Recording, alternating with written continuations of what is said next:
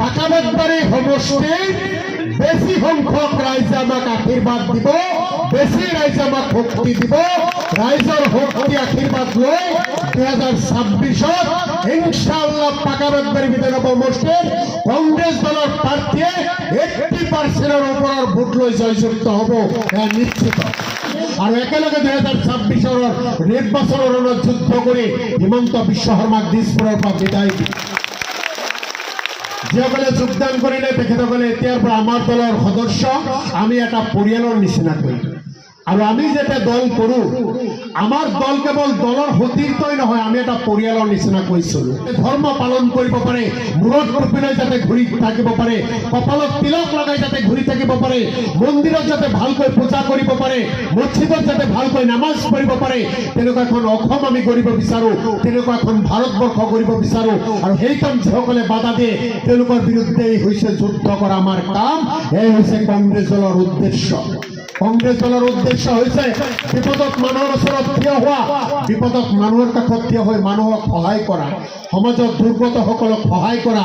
এইকাৰণে নিৰ্বাচন অতি সোনকালে বিচাৰি আছে, যাতে নিৰ্বাচন অহাৰ লগে লগে হিমন্ত বিশ্ব শৰ্মাক মুখ্যমন্ত্ৰীৰ চকীৰ পৰা বিদায় দিব পাৰে।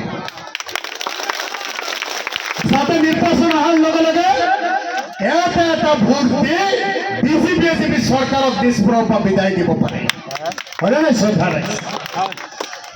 প্ৰতিজন ইয়াত থকা উপস্থিত থকা প্ৰতিজন ব্যক্তি আমি অপেক্ষা কৰি আছো, কেতিয়া আহিব নিৰ্বাচন। বিদায় দিম হিমন্ত বিশ্ব শৰ্মা চৰকাৰক, বিদায় দিম বিজেপি চৰকাৰক। কাৰণ যোৱা 4.5 বছৰ হিমন্ত বিশ্ব শৰ্মাৰ চৰকাৰে যি ধৰণে কথা বাৰ্তাবোৰ আমাক কৈছে, যি ধৰণে কথা বাৰ্তাবোৰ কৈ সংবিধান উলংঘা কৰিছে, নিয়ম নীতিবোৰ উলংঘা কৰিছে, কোনো এজন মানুহেই আৰু হিমন্ত বিশ্ব শৰ্মা মুখ্যমন্ত্ৰী হয় কেতিয়াও নাভাবে, কেতিয়াও চিন্তা নকৰে। কি হিন্দু, কি মুছলমান, কি ধুবুৰী, কি গোৱালপাৰা, কি বৰপেটা, কি বঙাইগাঁও, কি নলবাৰী, বজালী, গুৱাহাটী, কামৰূপ, দৰং, কেৱল নহয়, এতিয়া তিনিচুকীয়াতো মানুহ ওলাই আহিছে হাজাৰ হাজাৰ হিমন্ত বিশ্ব শৰ্মা বিজেপিক বিদায় দিয়াৰ কাৰণে। ডিব্ৰুগড়তো ওলাই আহিছে হাজাৰ হাজাৰ মানুহ হিমন্ত বিশ্ব শৰ্মা বিজেপি চৰকাৰক বিদায় দিয়াৰ কাৰণে।